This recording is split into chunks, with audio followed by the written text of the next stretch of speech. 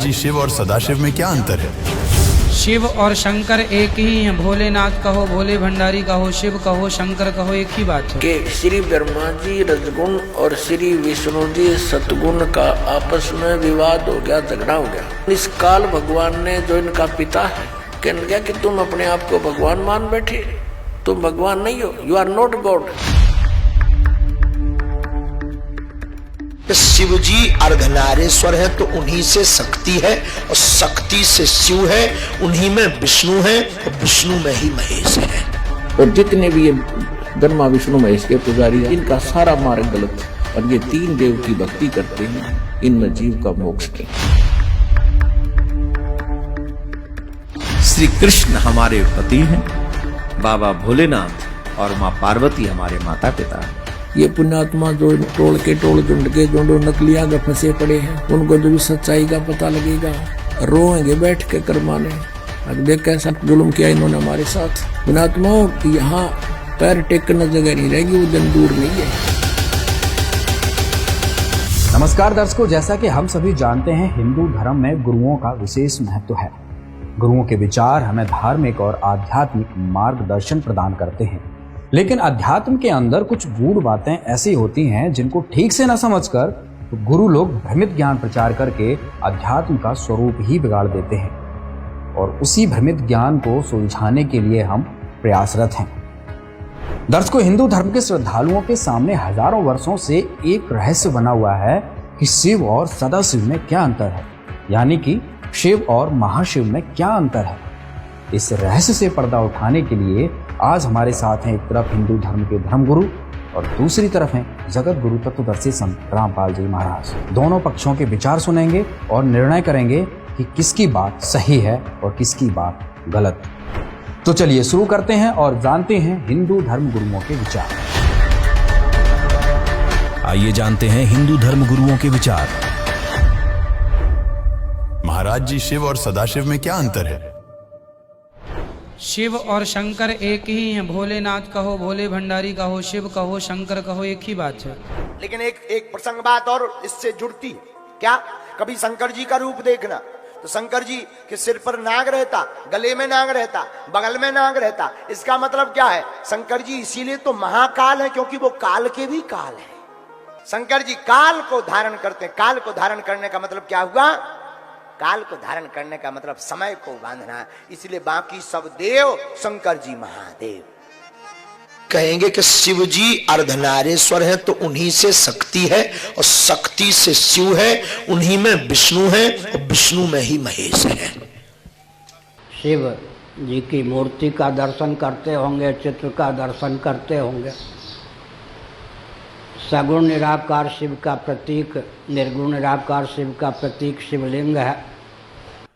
कल भी इस बात के ऊपर बड़ा जोर दिया गया था, आप किसी भी देवी देवता के भक्त क्यों न हो, किसी भी देवी देवता के भक्त क्यों न हो, लेकिन अपनी पूजा में भगवान शिव को स्थान दीजिए। ये अजन्मा है। जब कोई नहीं था तब महादेव ही थे, जब कोई नहीं रहेगा तब यही रहेंगे। मैं रामकृष्ण का पुजारी हूं, मेरी धमनियों में है, लेकिन रामकृष्ण के पिता का नाम पता चलता है। कल कोई पूछ रहा था यहाँ पर पर्ची भेज के शंकर जी के पिता का नाम क्या है। शंकर जी के पिता का नाम शंकर ही है।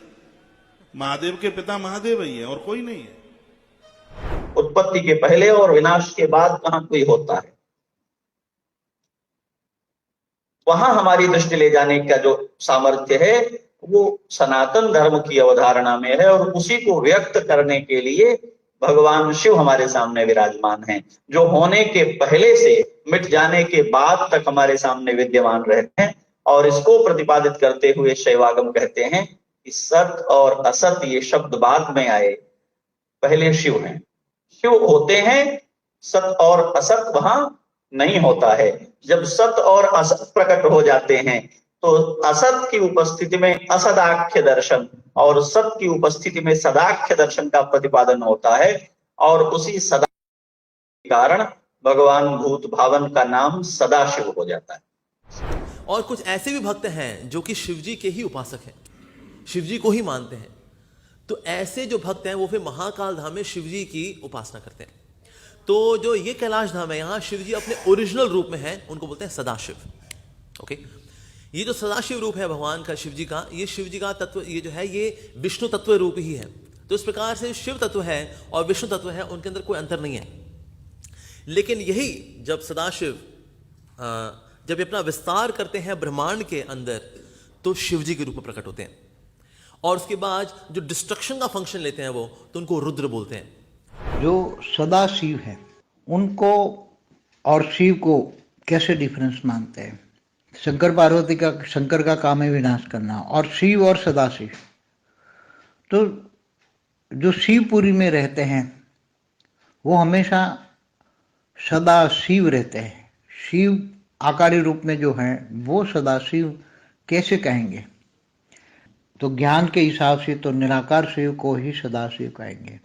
आम जनमानस में, आम मन में तो ये एक ही है। शिव बोलो कि शंकर बोलो कि भोलेनाथ बोलो कि कैलाशपति बोलो, सहस्त्रों नाम है, उनको आप एक ही कह देते हैं।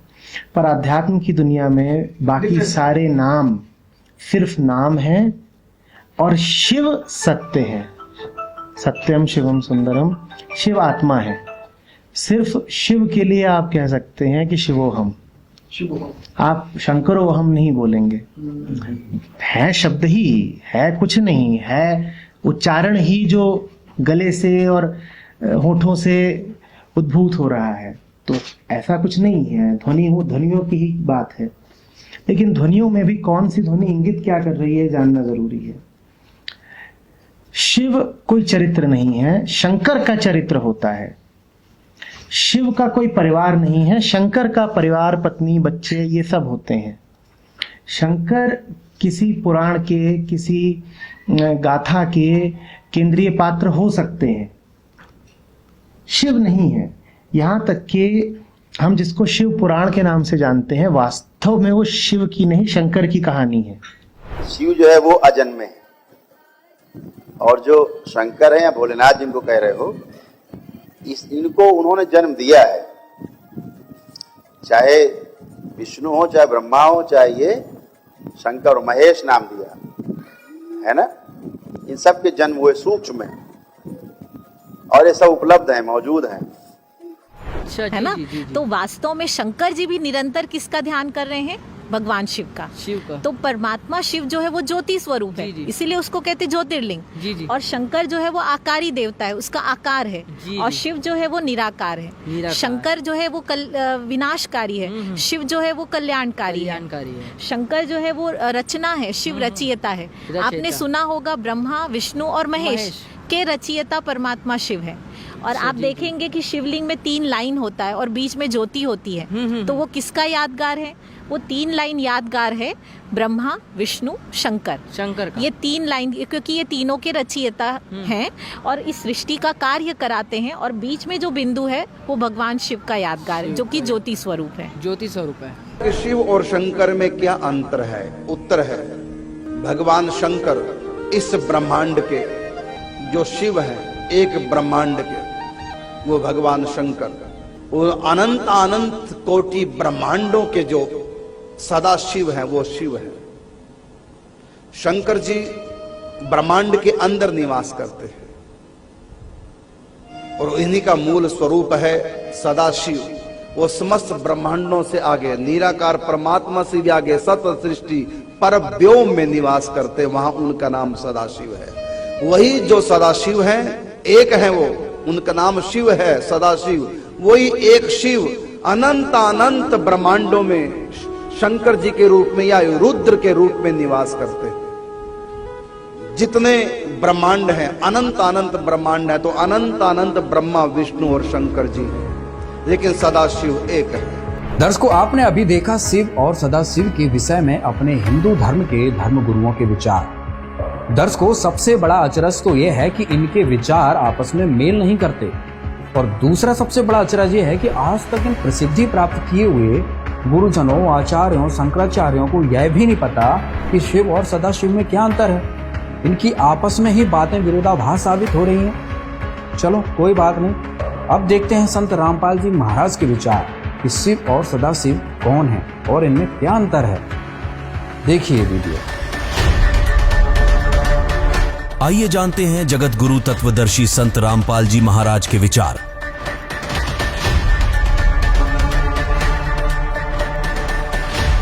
महाराज जी शिव और सदाशिव में क्या अंतर है? कृपया स्पष्ट करके बताइए। पुराण के अंदर लिखा है, पवित्र शिव पुराण के अंदर, कि श्री ब्रह्मा जी रजगुण और श्री विष्णु जी सतगुण का आपस में विवाद हो गया, झगड़ा हो गया। ब्रह्मा जी कहते हैं कि मैं सबका उत्पत्ति करता हूं, विष्णु तो मेरा पुत्र है। विष्णु जी कहते हैं तू मेरी नाभि कमल से उत्पन्न हुआ है, तू मेरा पुत्र है। वो कहता मैं तेरा बाप, वो कहता मैं तेरा बाप। दोनों का युद्ध हो गया। उस युद्ध की शांति के लिए निष्काल भगवान ने, जो इनका पिता है, जिसको ये सदाशिव कहते हैं पौराणिक, और ये हिंदू धर्म के गुरु जी, उस सदाशिव ने इनके बीच में एक स्तंभ खड़ा कर दिया, तेजों में पिलर, बहुत लंबा चौड़ा लिंग स्तंभ। तो ये लड़ना तो भूल गए, उसके और छोर को खोजने में लग गए। जब दोनों असफल रहे तो फिर वो सदाशिव, जो इनका पिता है ब्रह्मा जी, विष्णु जी, शिव जी का, वो शिव रूप धारण करके वहां खड़ा हो गया। फिर उनको ज्ञान बताने लगा, कहने लगा कि तुम अपने आप को भगवान मान बैठे, तुम भगवान नहीं हो, यू आर नॉट गॉड। अपना आत्मा दास का है तो विदग जा, इनके इतिहास बताते हैं तो आपको स्वीकार्य होगा। ये देखिए, ये है श्री शिव महापुराण हिंदी टीका सहित भाग 1, श्री शिव महापुराण विद्या अवरिधि पंडित ज्वाला प्रसाद जी मिश्र कृत हिंदी टीका सहित, खेमराज श्री कृष्णदास प्रकाशन मुंबई। इतने ये यहां से प्रकाशित है। हम इसके, ये देखिएगा, इसके प्रश्न नंबर 11 से हम शुरू करेंगे। ये है विद्वेश्वर संहिता भाग 1 छठा अध्याय। नंदी केश्वर बोले, हे योगीधर, आगे एक समय विष्णु भगवान शेष सैया पर अपने गुरुड़ आदि पार्षदों से संयुक्त लक्ष्मी सहित शयन करते थे। उस समय ब्रह्म ज्ञानियों में श्रेष्ठ ब्रह्मा जी, अब यहाँ के ही से ब्रह्म ज्ञानी है, देखियो, अपनी इच्छा से ही वहां आए। सब प्रकार सुंदर सेज पर शयन करते हुए कमल लोचन विष्णु जी से पूछने लगे, तुम कौन हो जो मुझे देखकर अभिमानी पुरुष के समान शयन करते हो? हे वत्स, हे बेटा। ब्रह्मा जी कह रहे हैं विष्णु जी को, हे वत्स, हे बेटा, उठो, देखो मैं तुम्हारा स्वामी आया हूं, तेरा मालिक आया हूं। आए हुए गुरु को देखकर जो अभिमान करता है, उस द्रोही मूड का प्रायश्चित होना उचित है। यह सुनकर विष्णु जी के अंतर में तो क्रोध हुआ, अंदर तो बड़ा गुस्सा आया, पर ऊपर तो शांत बने रहे, परंतु बाहर से शांत रहे और बोले, हे वत्स, हे बेटा, तुम्हारा मंगल हो, बैठो, इस आसन पर विराजमान हो। अब विष्णु जी कहे, उसने ब्रह्मा जी को कहा, जा बेटा बैठ जा।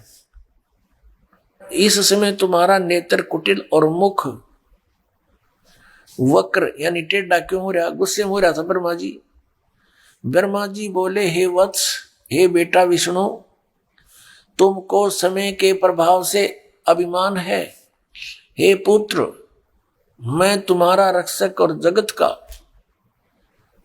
पिता मैं हूं। विष्णु जी बोले, ये तो सब जगत मुझ में सचित है, तुम चोर के समान किस प्रकार अपना कहते हो? तुम मेरी नाभि कमल से उत्पन्न हुए हो, इससे मेरे पुत्र हो, मुझे पुत्र कहना सर्वथा व्यर्थ है। नंदी केश्वर बोले, इस प्रकार ब्रह्मा विष्णु दोनों ही रजोगुण से मुग्ध होकर विवाद करने लगे।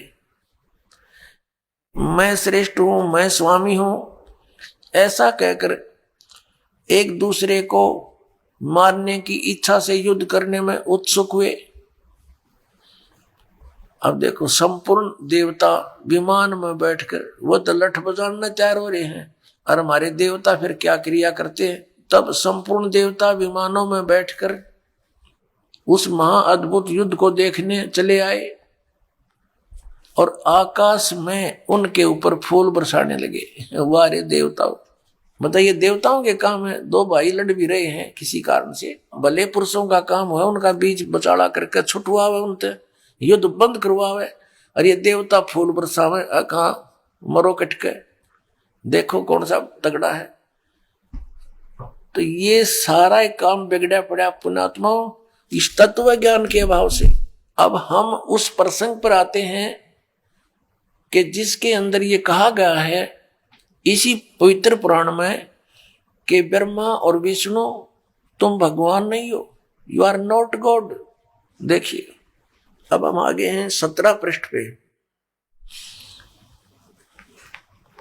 और विद्वेश्वर संहिता भाग 1 अध्याय 9। ये वही प्रसंग यहां तक चल रहा। नंदीकेश्वर बोले, इस प्रकार भगवान ने उन नम्र हुए।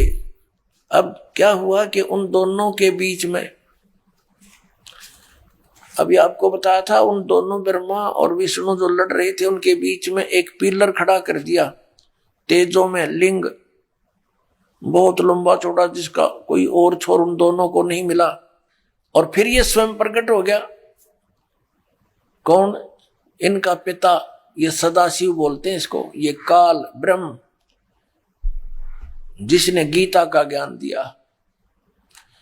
अब यहां देखिए, हम जो आपको दिखाया था, फिर देखिए ये पृष्ठ 17 पे, विद्वेश्वर संहिता भाग 1 अध्याय 9 पर नंदीकेश्वर बोले, इस प्रकार भगवान ने उन नम्र हुए ब्रह्मा और विष्णु पर अनुग्रह करके उनके युद्ध में परस्पर उनकी सेना मारी गई थी, उस सब को यहां देखें, उन दोनों की अज्ञानता और वैर को दूर करने के अर्थ उनसे क्या कहा काल भगवान ने, सदाशिव ने क्या कहा कि मेरे सकल और निष्कल यानी साकार और निराकार में भेद से 2 रूप है, परंतु और ईश्वर नहीं है, मेरे अतिरिक्त कोई प्रभु नहीं है। इस कारण उनके 2 रूप नहीं हो सकते, पहला सतम रूप और दूसरा पीछे मूर्तिमान रूप धारण किया। इसमें ब्रह्म रूप निष्कल है, ये निष्कल है, निष्फल नहीं, और ईश्वर रूप सगुण है। मेरे ये दोनों रूप सिद्ध हैं, दूसरे किसी के नहीं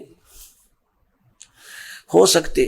इस कारण तुम दोनों को अथवा दूसरों को ईश्वर तव की प्राप्ति नहीं हो सकती। तुमने जो अज्ञान से अपने को ईश माना, तुमने अज्ञान से अपने को ईश यानी भगवान माना, यह बड़ा अद्भुत हुआ। उसके दूर करने को ही मैं रण स्थान में आया। अब तुम दोनों अभिमान त्याग कर मुझ ईश्वर में अपनी बुद्धि लगाओ। मेरे प्रसाद से लोक में सब अर्थ प्रकाश होते हैं। मैं ही परब्रह्म हूं। अब ये काल बोल रहा है, अब यहां विचलित कर रहा है इनको। मैं ही परब्रह्म हूं, मेरा ही कल अकल रूप है। ब्रह्म होने से मैं ईश्वर हूं। अनुग्रह आदि मेरा कृत्य है। सर्वव्यापी होने से और जगत के वर्धक होने से मैं ब्रह्म हूं। हे ब्रह्म केशव, समतव और व्यापक होने से मैं आत्मा हूं। मैं इस सब का ईश हूं। यह मेरा है, मेरे सिवाय किसी दूसरे का नहीं है। प्रथम तो ब्रह्म तो ज्ञान के निमित्त निष्कल ब्रह्म का प्रादुर्भाव हुआ। 18वें पृष्ठ पर चलते हैं। इससे मैं अज्ञात रूप हूं, पीछे तुम्हें प्रकट दर्शन देने के निमित्त साक्षात ईश्वर, तत्क्षण ही मैं सगुण रूप हुआ हूं। अब यहां ये क्या कह रहा है? श्री सदाशिव ब्रह्मा विष्णु महेश का पिता, ब्रह्मा विष्णु महेश का पिता ये सदाशिव यहां क्या कह रहा है?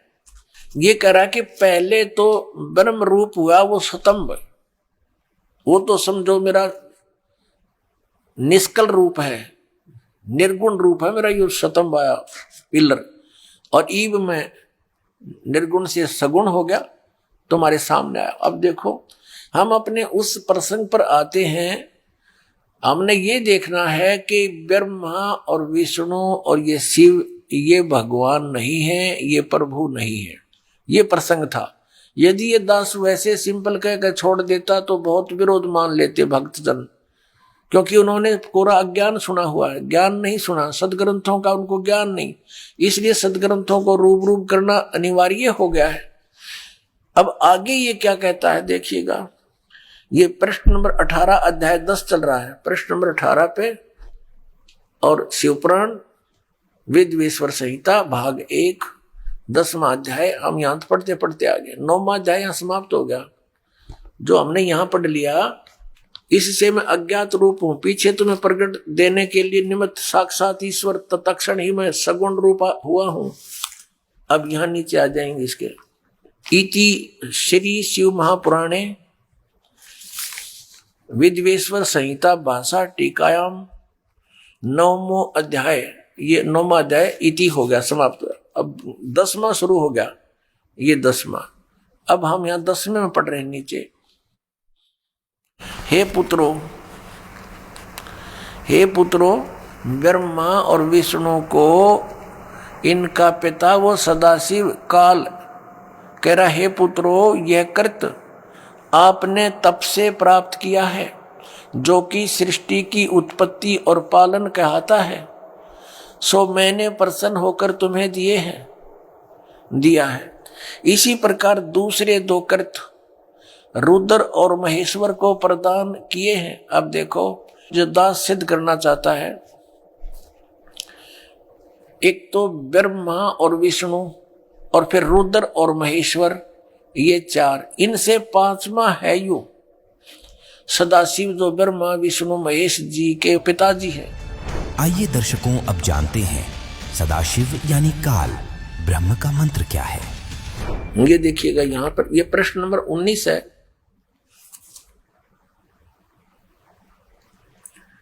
और ये वेदवेश्वर संहिता भाग 1 अध्याय 10 चल रहा है, यहां से हम लेंगे। हे सौम्य, मेरे अज्ञान से विमुख होने से तुम्हें अज्ञानता आ गई। विष्णु और ब्रह्मा जी को कह रहे हैं, मेरा ज्ञान होने से ऐसा नहीं होता, ज्ञान और रूप महेश के तुल्य हो जाते हैं। इस कारण इस ज्ञान की सिद्धि के निमित्त ओंकार नामक मंत्र जप करो। अभिमान दूर करने वाला, यह अभिमान दूर करने वाला है, सोई निज मंत्र उपदेश करते हैं। यह ओंकार मेरे मुख से उत्पन्न होने से मेरे ही रूप का बोधक है, यानी ब्रह्म का, और महामंगल करने वाला है। यह वाचक है, मैं वाच्य हूं। यह मंत्र मेरा आत्मा है कि उसके स्मरण से मेरा स्मरण होता है। उत्तर की ओर मुख से अकार का, इसका बहुत वर्णन दे रखा है। पश्चिम के मुख से उकार का, दक्षिण के मुख से मकार का, पूर्व के मुख से बिंदु का, और मध्य के मुख से नाद उत्पन्न हुआ है। इस प्रकार 5 प्रकार से यह निर्गत हुआ। सब एक होकर ओम ऐसा एक अक्षर हो जाता है। ओम ऐसा एक अक्षर हो जाता है। अब हम इससे इतना ही लेंगे। दर्शकों, जैसा अभी आपने शिव महापुराण से प्रमाण देखा कि सदाशिव यानी काल ब्रह्म जो 5वां है, ये श्री ब्रह्मा जी, श्री विष्णु जी तथा श्री शंकर जी का पिता है। जो विद्येश्वर संहिता भाग 1 अध्याय 10 में ओम अपना मंत्र बता रहा है, शिव पुराण के इस उल्लेख से यह भी सिद्ध हुआ कि सदाशिव कह रहा है, मेरे को ब्रह्म कहते हैं। 5 अक्षरों से बना एक ओम मेरा मूल मंत्र है जो मेरी साधना है। गीता अध्याय 8 श्लोक 13 में भी इसी ब्रह्म ने कहा है कि माम ब्रह्म, मुझ ब्रह्म का स्मरण करने का एक ओम अक्षर है। इससे भी स्वसिद्ध है, इसी सदाशिव यानी काल ब्रह्म ज्योति निरंजन ने श्री कृष्ण जी के शरीर में प्रेतवत प्रवेश करके गीता का ज्ञान कहा है। इसी का प्रमाण देवी पुराण में भी है। संक्षिप्त श्रीमद देवी भागवत पुराण गीता प्रेस गोरखपुर से प्रकाशित व मुद्रित है, जिसके संपादक हैं हनुमान प्रसाद पोद्दार व चिमन लाल गोस्वामी के 7वें स्कंध के अध्याय 36 में श्री देवी जी ने राजा हिमालय से कहा, पर्वतराज, उस ब्रह्म का क्या स्वरूप है यह बतलाया जाता है। मेरी व अन्य सब की भक्ति छोड़कर उस एकमात्र परमात्मा को ही जानो, दूसरी सब बातों को छोड़ दे। यही अमृत स्वरूप परमात्मा के पास पहुंचाने वाला पुल है। संसार समुद्र से पार होकर अमृत स्वरूप परमात्मा को प्राप्त करने का यही सुलभ साधन है। इस आत्मा का ओम के जप के साथ ध्यान करो।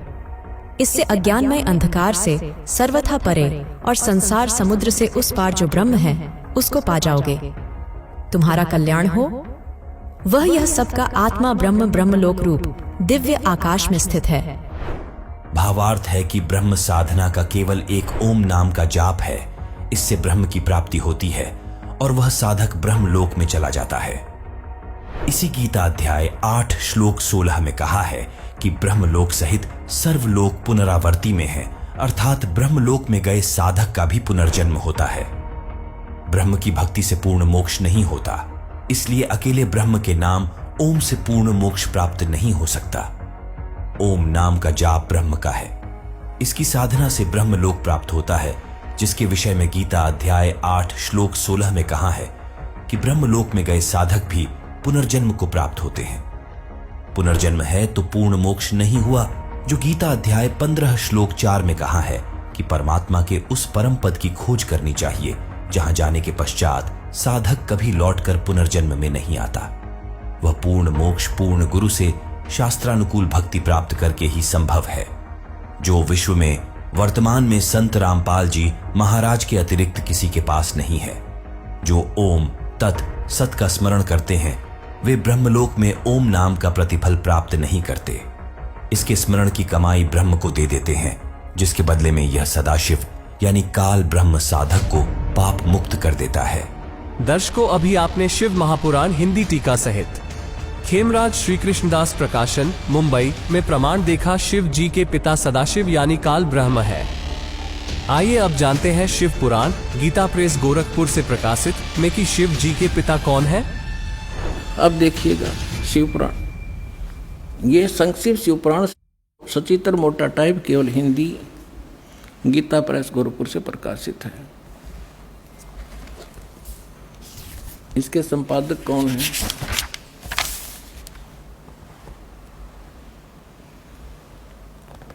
हनुमान प्रसाद पोद्दार,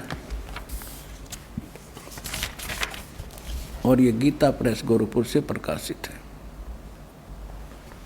अब हम 100 पृष्ठ पर आगे अपने काम की बात पढ़ेंगे। शिव महापुराण रुद्र संहिता हम पढ़ रहे हैं। जिस परब्रह्म के विषय में ज्ञान और अज्ञान से पूर्ण यानी कुछ साची कुछ झूठी उक्तियों द्वारा इस प्रकार विकल्प किए जाते हैं, उसने कुछ काल के बाद सृष्टि का समय आने पर द्वितीय की इच्छा प्रकट की। उसके भीतर एक से अनेक होने का संकल्प उदित हुआ। तब उस निराकार परमात्मा ने अपनी लीला शक्ति से अपने लिए मूर्ति यानी आकार की कल्पना की। वो क्या बना? मूर्ति रहित परम ब्रह्म। जो मूर्ति रहित परम ब्रह्म है उसकी मूर्ति ये भगवान सदाशिव हैं। अर्वाचीन और प्राचीन विद्वान इन्हीं को ईश्वर कहते हैं। अपने आत्माओं, ये कौन है? सदाशिव ये काल है, और ये इसने प्रतिज्ञा कर रखी है कि मैं कभी किसी के सामने अपने काल रूप में ओरिजिनल रूप में नहीं आऊँगा। जो श्री कृष्ण के अंदर से निकल कर इसने अर्जुन को दिखाया था भयंकर रूप, वो है इसका असली रूप। तो ये क्या करता है? अपने पुत्र किसी को ब्रह्मा के रूप में दर्शन देता है, किसी को शिव के रूप में, किसी को विष्णु के रूप में। तो यहाँ ये काल के विषय में ब्रह्मा जानकार नहीं है। ये कौन है? कहते वो निराकार था, फिर साकार बन गया सदाशिव।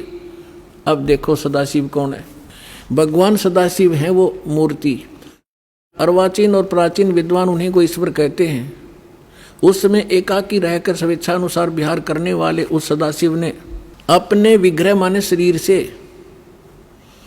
स्वयं ही एक स्वरूप भूता शक्ति यानी दुर्गा की सृष्टि की, एक स्त्री की सृष्टि की, जो उनके अपने श्रेयंग से कभी अलग होने वाली नहीं थी। उस पराशक्ति को प्रधान प्रकृति गुणवती माया बुद्धि तत्वों की जननी तथा विकार रहित बताया गया है। वह शक्ति अंबिका कही गई है। अब ये क्या कह रहा है ब्रह्मा जी? पुण्यात्माओं, अब देखो कमाल की बात है। देवी पुराण के अंदर तीसरे स्कंद में ब्रह्मा जी अपने पुत्र नारद को बताता है कि बेटा, मैं जब उत्पन्न हुआ मैं कमल के फूल पर बैठा था और युवा मेरा शरीर था। मुझे नहीं मालूम मैं किसने उत्पन्न कर दिया, मेरा उत्पत्ति करता कौन है, मैं कुछ नहीं जानता। अब यूँ बताओ है उस अपने बाप की उत्पत्ति वो क्यों कर बना? तो ये आप पे कह रहा है कुछ सच्ची कुछ झूठी। तो ये इसने परमात्मा जो प्रथम बार आए थे वो इस ब्रह्मा से मिले, विष्णु जी से मिले, शिव जी से मिले थे। उनको सृष्टि रचना सारी कथा सुनाई थी। इन्होंने एक बार तो स्वीकार किया था, फिर काल प्रेरणा से माल्य के ज्ञान को रिजेक्ट कर दिया था। अब वो सुना हुआ ज्ञान यहाँ कुछ अटकलबाजी कर रहा है। ये परमात्मा ने तो ये बता रखा है कि इस काल ने दुर्गा को खा लिया था, बुरी नीयत वो उसके पेट में चली गई थी, फिर वो परमेश्वर ने आकर निकाली थी, तब ये दोनों पति पत्नी रूप में रहने लगे थे। अब ब्रह्मा जी इसको दूसरे ढंग से कह रहा है कि उस सदाशिव ने इसने सिर पैर का पता नहीं कि उसने अपने शरीर से एक स्त्री उत्पन्न की जो कभी उसके अंग से अलग होने वाली नहीं थी। अब ये देखिएगा, उस समय एकाकी रहकर स्वेच्छानुसार विहार करने वाले सदाशिव ने अपने विग्रह से स्वयं ही एक स्वरूप भूता शक्ति की सृष्टि की जो उनके अपने श्रेयंग से कभी अलग होने वाली नहीं थी। वो कौन है?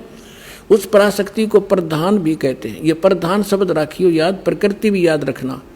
ये प्रधान और प्रकृति शब्द आपके श्रीमद् भगवद गीता के अंदर दास सिद्ध करेगा कि दुर्गा और काल के संयोग से ब्रह्मा विष्णु महेश की उत्पत्ति हुई।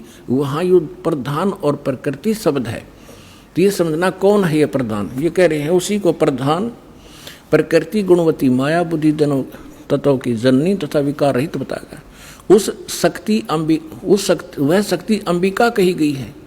उसी को प्रकृति सर्वेश्वरी और त्रिदेव जननी, ओह, ब्रह्मा विष्णु महेश की माता, उनको उत्पन्न करने वाली नित्य और मूल कारण भी कहते हैं। सदाशिव द्वारा प्रकट की गई यानी उसके शरीर से निकली हुई उस शक्ति के 8 भुजाएं हैं, अष्टंगी। नाना प्रकार के आभूषण उसके श्री अंगों की शोभा बढ़ाते हैं। वह देवी नाना प्रकार की गतियों से संपन्न है और अनेक प्रकार के अस्त्र शस्त्र धारण करती है। एकाकिनी होकर वह माया संयोग वसात अनेक हो जाती है।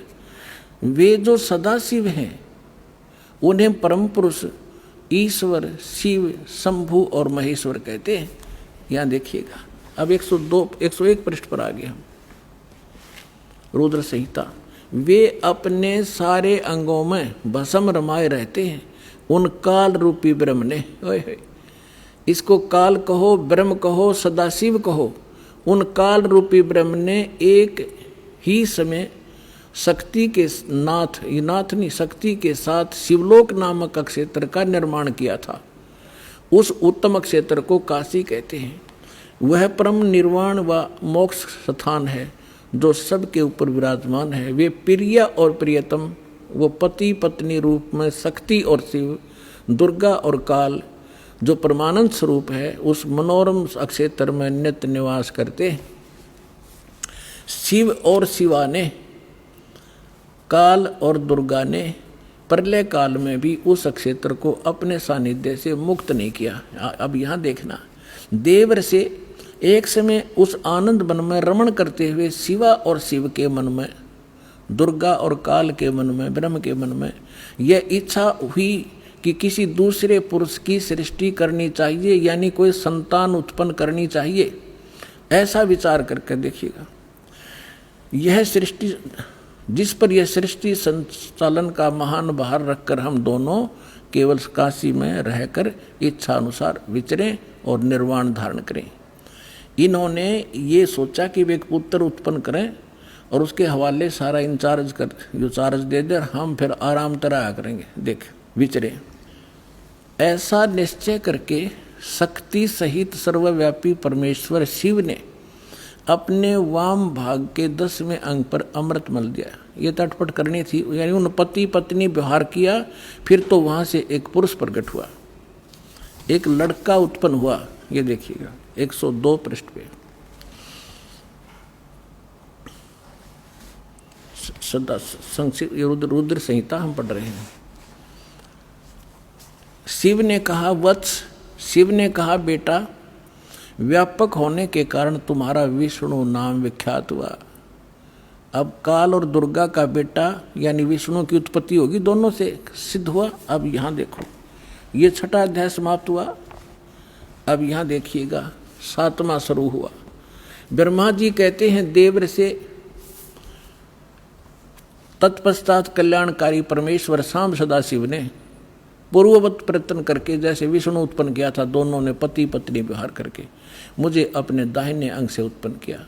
मुने उस महेश्वर ने मुझे तुरंत ही अपनी माया से मोहित करके नारायण देव की नाभि कमल में डाल दिया, फिर लीला पूर्वक मुझे वहां से प्रकट किया। इस प्रकार इस कमल के से उत्पन्न के पुत्र के रूप में मुझे हिरण्यगर्भ का जन्म हुआ। अब ये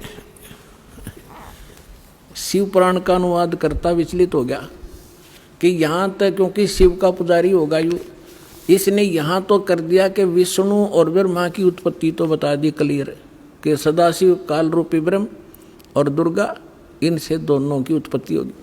अब यहाँ विचलित हो गया यो। ले कहते हैं चोर चुरावे तुमड़ी और गड्ढे पानी में, वो गड्ढे हुआ उपरावन, सच्चाई छानी नहीं। अब इन तीनों के पिता हैं ये और सिद्ध करते हैं।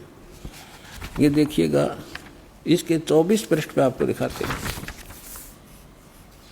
ये विद्वेश्वर संहिता है। एक समय क्या होता है, एक समय ब्रह्मा और विष्णु जी का इस बात पर झगड़ा हो गया, युद्ध हो गया।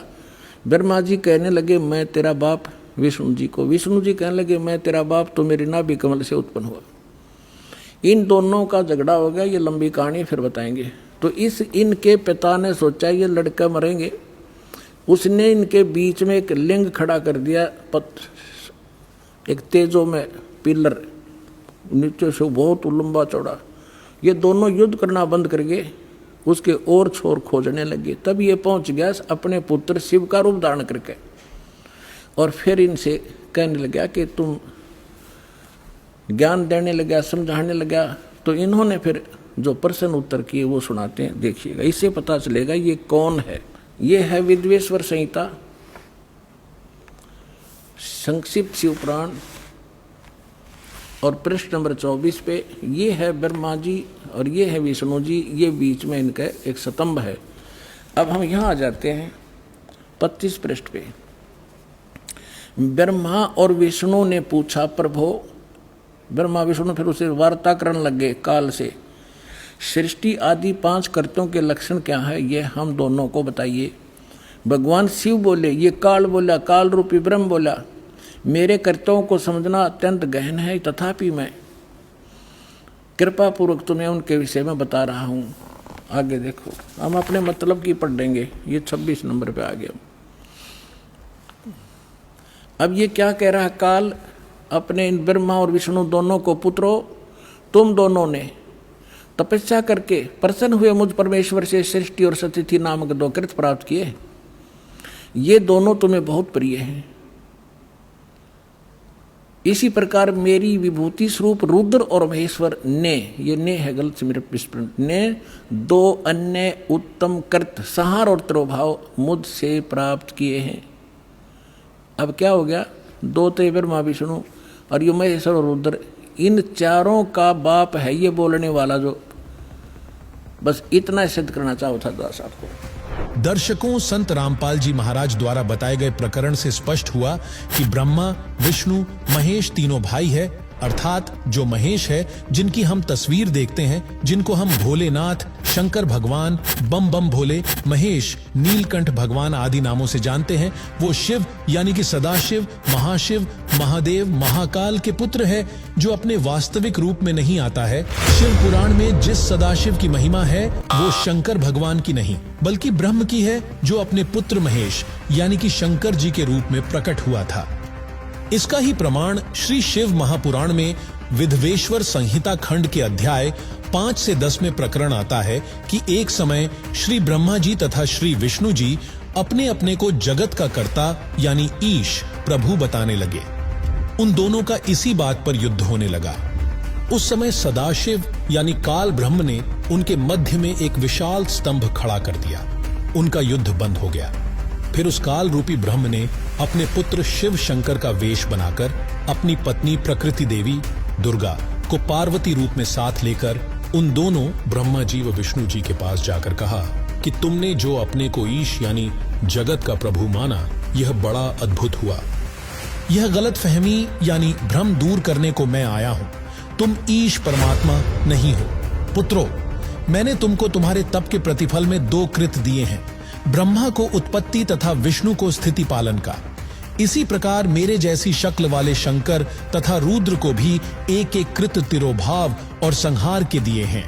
इस प्रसंग से सिद्ध हो जाता है कि सदाशिव यानी काल ब्रह्म जो 5वां है, यह श्री ब्रह्मा जी, श्री विष्णु जी तथा श्री शंकर जी का पिता है। दर्शकों, संत रामपाल जी महाराज द्वारा दिए गए प्रमाणों से शिव और सदाशिव के रहस्य से पर्दा उठ गया है। जैसा कि अभी आपने शास्त्रों से देखा, आप जानकर हैरान हो रहे होंगे कि यह ज्ञान हम तक अभी तक क्यों नहीं पहुंचा।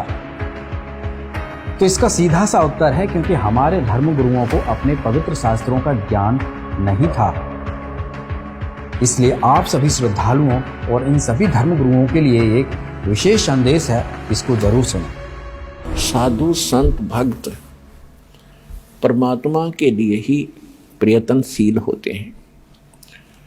जो भक्त हैं उनको भी भगवान की तलाश है, इसलिए वो किसी गुरु के पास गए हैं।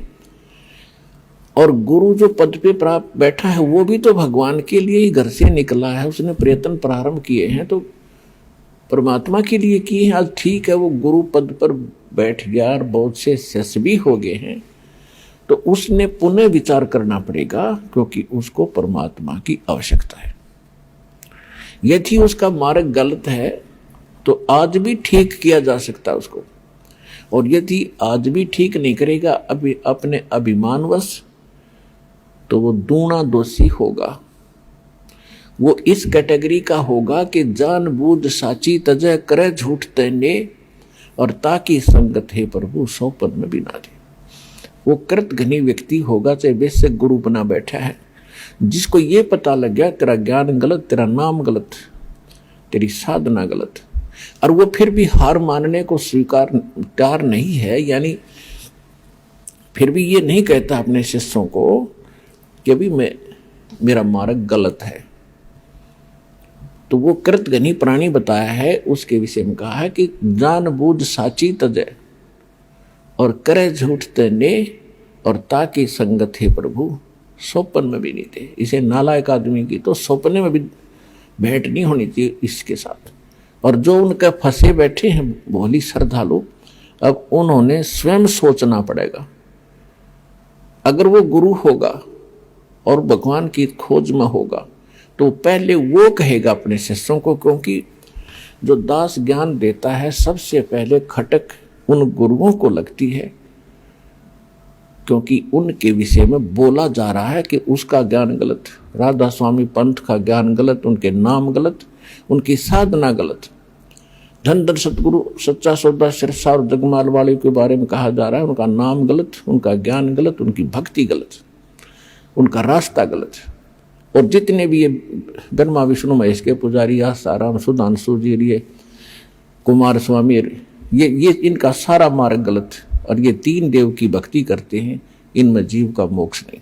तो इनको सबसे पहले इस बात पर जोर देना चाहिए। ये क्यों कह रहा रामपाल दास,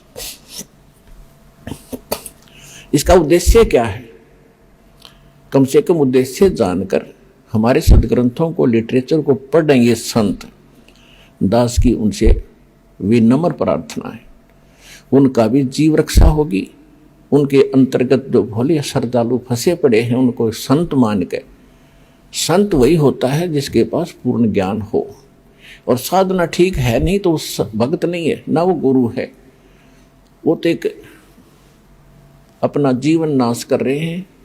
तो उनसे दास उनके हित के लिए कह रहा है। जैसे कोई रास्ते में जा रहा है और काफी लंबे सफर पर पहुंच गया और वहां उसको कोई टोक रहा है, कहाँ जा रहे हो भाई? तो उस स्थान का नाम बताते हैं और वहां कोई व्यक्ति खड़ा है, वो कहता है ये रास्ता ठीक नहीं है आपका, आप बहुत गलत जा रहे हो। तो उस व्यक्ति को क्या करना चाहिए? 1, 2, 4 और से सलाह लेनी चाहिए, भी सचमुच मैं जा रहा हूं, ये मार्ग ठीक है कि नहीं। और उसके साथ झगड़ने लग जा कि तू क्यों बोल रहा है मेरे मार्ग को गलत, तूने कैसे बता दिया गलत? तो ये बुद्धिमान का काम नहीं, ये तो महान नीच व्यक्ति करता है ऐसा व्यवहार। कोई कहता है भी तेरा रास्ता ठीक नहीं, तो उसने धन्यवाद करना चाहिए उसका और सोचना चाहिए भी बता कैसे गलत जा रहा हूं, मेरा विश्वास दृढ़ कर कि मैं गलत जा रहा हूं। तो और नहीं तो मैप हमारे पास है, उस नक्शे को, उस मानचित्र को सामने धर ले और भाई तू यहां खड़ा है, ये शहर है और आप जा रहे हो दिल्ली और आप हिसार से चल के आगे सिरसा, ये सिरसा यहां पर है और दिल्ली इधर है, तेरा मार्ग इसलिए गलत है। तो फिर उसने पुनर्विचार करना चाहिए। तो हमारे जो सदग्रंथ हैं ये हमारा मानचित्र है, ये हमारा गाइड है। जो संत हमारे सदग्रंथों के विरुद्ध बताते हैं और विरुद्ध जा रहे हैं और अपने भक्तों को ले जा रहे हैं, उनके लिए दास प्रार्थना कर रहा है कि आप शास्त्र विदिता कर मनमाना आचरण करे और करवा के अपना जीवन नाश कर रहे हो और आपके आश्रित इन भोले श्रद्धालुओं के जीवन को नाश करके उनका भार अपने सिर पर धरकर पाप के भागी बन रहे हो। दास उनको इतना सतर्क करना चाहता है कि कुछ संभलो और विचार करो।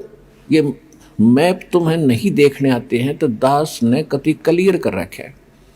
इन सदग्रंथों को दास ने कति निष्कर्ष निकाल कर सत्संग कर रखे।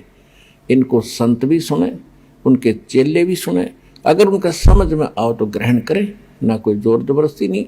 वैसे ही किसी के साथ झगड़ा कर लेते हैं, तुमने ऐसे गलत क्यों कह दिया, पहले देखो गलत क्यों कहा। तो ये तो एक सभ्यता, एक नेक व्यक्ति के लक्षण। और एक बेमतलब उसको सच्चा रास्ता दिखावे, उसके भले में कहे, उसके साथ वो झगड़ा करता है तो कहते हैं कहे भली माने बुरी। और यही परीक्षा नीच आदमी की यही परीक्षा होती है कि उसके भले की कहेंगे तो उसको हानि करता है। कबीर साहब कहते हैं कि साच कहूं तो जग नहीं माने और झूठा जगपतियासी। अगर साच कहूं तो ये जग नहीं मानता, इन झूठों की बात पर विश्वास किए बैठे हैं। तो दर्शकों, आज की हमारी वीडियो देखकर आप समझ गए होंगे कि कौन सच्चा है कौन झूठा। दोस्तों, शिव जी से जुड़े और भी गुप्त रहस्य आपके सामने हम अगली वीडियो में लेकर आएंगे। तब तक के लिए दीजिए इजाजत। धन्यवाद।